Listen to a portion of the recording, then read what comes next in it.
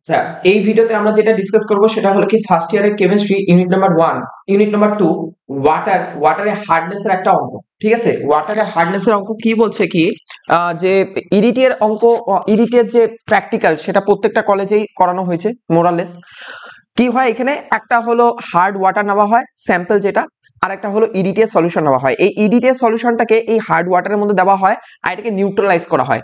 Hardness যেটা হয় সেটাকে আমরা রিপ্রেজেন্ট করি in the term of CaCO3। আমি যদি বলি এক মোল ইডিটি এ 1 মোল CaCO3 কে কিন্তু নিউট্রালাইজ করে। এইটাই আমি এখানে একটা হলো নিউমেরিক্যাল এখানে প্রিভিয়াস ইয়ারে দিছে 2023 আর 2024 দিছে। তো আমি এটা করাইতেছি। দেখ কোশ্চেনটাতে বলছি কি 10 ml 0.01 হলো নরমালিটির, একটা হলো মোলারিটির, একটা হলো ইডিটি এর solution is neutralise the hardness of 50 ml। মানে এদিকে 50 ml আছে আর এদিকে 10 ml ইডিটি আছে। এই 10 ml টাকে 50 ml এর মধ্যে দিয়ে এটাকে নিউট্রালাইজ করা যায়, এটা তোকে বলে দিছে। আর বের করতে বলছে এখান থেকে হার্ডনেস অফ ওয়াটার কত। নরমালি এটা আমরা প্রত্যেকটা কলেজেই মোটামুটি এটা ল্যাবে করানো হয়েছে, আমি করাইতেছি।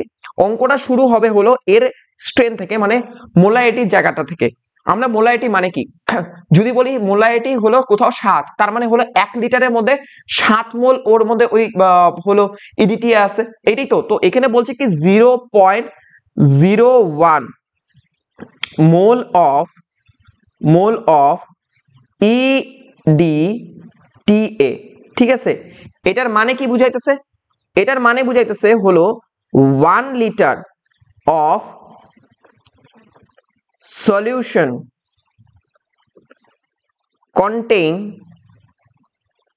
contains 0.01 mole 0.0 moles of EDTA।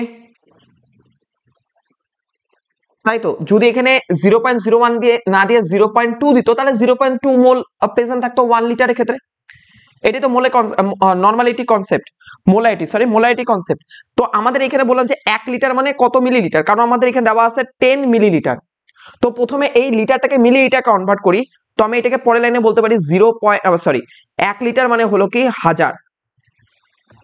1000 ml of solution contain same 0.1 moles of EDTA।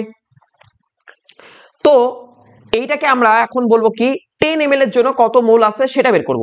তাহলে আমি এখানে লিখতেছি কি 10 ml। দেখ লক্ষ্য কর এখানে 1000 এর মধ্যে কয়টা শূন্য, 3টা, আর 10 এর মধ্যে একটা, তার মধ্যে 2টা শূন্য এখানে, মানে 100 মোদ্দা কথা। 100 আমি এইদিকে ভাগ করে দিলাম, বোথ সাইডে সবগুলোকে আমি 100 দিয়ে ভাগ করে দিলাম। তাহলে কত হচ্ছে 0.01 divided by 1000 moles of EDTA। বোঝা গেল এতটুকু? তো এটাকে ক্যালকুলেট করলে আসে 0.0001 এত মোলস। তাহলে এই এত মোল আমাদের দরকার এই 50 ml জলকে নিউট্রালাইজ করতে। তাহলে 50 ml মোল EDTA কাকে নিউট্রালাইজ করবে? হলো মানে সরি 50 না, 0.001 মোল EDTA কাকে নিউট্রালাইজ করবে? CaCO3 কে। আর আমরা জানি যে 1 মোল of EDTA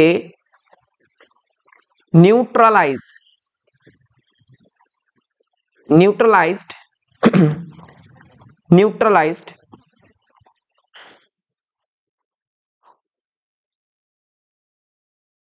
is equal to 1 mole of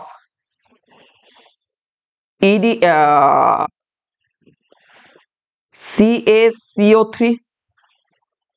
তাই তো 1 মোল EDTA 1 মোল CaCO3 কে নিউট্রালাইজ করে।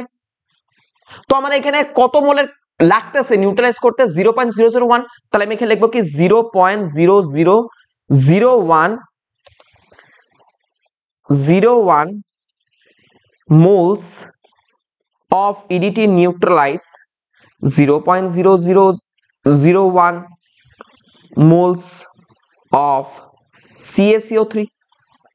তার মানে এই যে 0.001 মোল EDTA এটা কার মধ্যে আছে? এটা কিন্তু এই 10 ml EDTA সলিউশনের মধ্যে আছে, আর যেটা নিউট্রালাইজ করতেছে 50 ml হার্ড ওয়াটারকে, যার মধ্যে আছে কি 0.001 মোল অফ CaCO3। ব্যাপারটা বোঝা গেল তো? এই যে মোলটা, সেটা এত mole of CaCO3 K neutralise করতেছে। যদি হার্ডনেস বেশি হয় তাহলে কিন্তু বেশি পরিমাণে আমাদের মোল রিকোয়ার্ড হবে। বোঝা গেছে তো? এত আমি হার্ডনেস কে রিপ্রেজেন্ট করা হয় in the term of CaCO3 PPA ফরম্যাটে। তো আমি বলতে পারি যে এই 0.001 মোল CaCO3 এটা কার মধ্যে আছে? এই 50 ml। তো আমি পরের লাইনে লিখতে পারি 50 ml of hard water contains 0.0001 moles of CaCO3। গেল অতটুকু? আচ্ছা, তুই কি জানিস যে 1 মোল ইকুইভ্যালেন্ট ওয়েট, যেটা মোল অফ CaCO3 এর ইকুইভ্যালেন্ট ওয়েট কত হয়? মানে আমরা জানি এটা 50 আগের ক্লাসে করানো হয়েছে 50 গ্রাম। তাহলে 1 মোল মানে 50 গ্রাম, 2 মোল মানে কত হবে? 50 50 100, মানে 2 দিয়ে গুণ করতেছে আলটিমেটলি। তো এখানে আমাদের কত মোলের কথা বলছে? 2 বলে নাই তো, এখানে কত বলছে? 0.001 মোল। তার মানে এখানে আলটিমেটলি বলা যায় 0.0001 ইনটু 50, তাহলে কনভার্ট হবে এটা কি গ্রামে। করলে কত আসে? এটা 0.005 এত গ্রাম অফ CaCO3। তার মানে 50 ml ওয়াটার কন্টেন্ট হলো এত গ্রাম অফ CaCO3। এখান থেকে আমরা হার্ডনেসটা বের করে নিতে পারবো। আর তো কিছুই নাই অঙ্কটাতে, হার্ডনেস তো আমরা বের করা শিখছি, শুধু হলো 10⁶ মিলিগ্রামে বের করতে লাগবে। তো আমাদের এখানে একটা জিনিস দরকার, আমি লিখে দিচ্ছি সাইডে, 1 ml মানে 1/10⁻³ লিটার। তো আমি এই mlটাকে আমি লিটারে কনভার্ট করি, তাহলে কত হচ্ছে? 50/10⁻³। তো এটা কনভার্ট হলো লিটার। এত litre of hard water contain, গ্রামটাকে মিলিগ্রামে কনভার্ট করব। তার মানে এইখানেও আমি 10⁻³ দিয়ে ভাগ করব, তো এটা কনভার্ট হবে মিলিগ্রাম অফ CaCO3। ঠিক আছে? এখন আমি বললাম এই লিটারটাকে আমি এখন হলো গ্রামে কনভার্ট করব। জলের ক্ষেত্রে কি হয়? 1 litre is equal to 10⁶ milligram, কারণ এইদিকেও মিলিগ্রাম আছে, এই পাশেও মিলিগ্রাম করতে লাগবে। তার মানে 50/10⁻³ ইন্টু 10⁶ এত milligram of hard water content 0.005 divided by 10⁻³ milligram of CaCO3। তো আমাদের হার্ডনেসকে রিপ্রেজেন্ট করা হয় 10⁻³ মানে মিলিয়ন, 1 মিলিয়ন মানে কত? 10⁻³। তো শুধু এখানে 10⁻³ থাকবে। এত gram of hard water contain 0.005,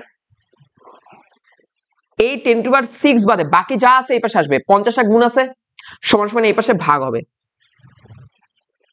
আর এখানে 10⁻3টা কি ভাগ আছে, এই পাশে গেলে গুণ হবে।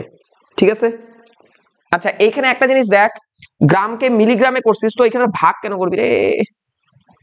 একে দাঁড়া, এটা তো গুণ হবে না? 0.005 ইন্টু 1000 দিয়ে গুণ হবে, তাহলে তো মিলিগ্রামে কনভার্ট হবে। ঠিক আছে? তো এটাকে মিলিগ্রামে কনভার্ট করলাম। এটাকে করলে কত আসতেছে তোর? 1 2 3 মানে 5 গ্রাম। এটা আসতেছে কত? 5 গ্রাম। তার মানে এখানে 5 হবে। তো এটাকে করলে কত আসতেছে? এখানে ক্যালকুলেটর মারি দিই, 5 ইন্টু 1000 ডিভাইডেড বাই 50 করলে আসতেছে 100। তাহলে এই যে 100 গ্রাম অফ CaCO3 প্রেজেন্ট আছে মানে 1 মিলিয়ন এর মধ্যে। তার মানে এটাই হলো কিন্তু আমাদের হার্ডনেস। তাহলে হার্ডনেস কত? 100 ppm। এটাই হলো কি আমাদের অ্যান্সার, যেটা আমাদের 2023-এ আসছে। ওকে।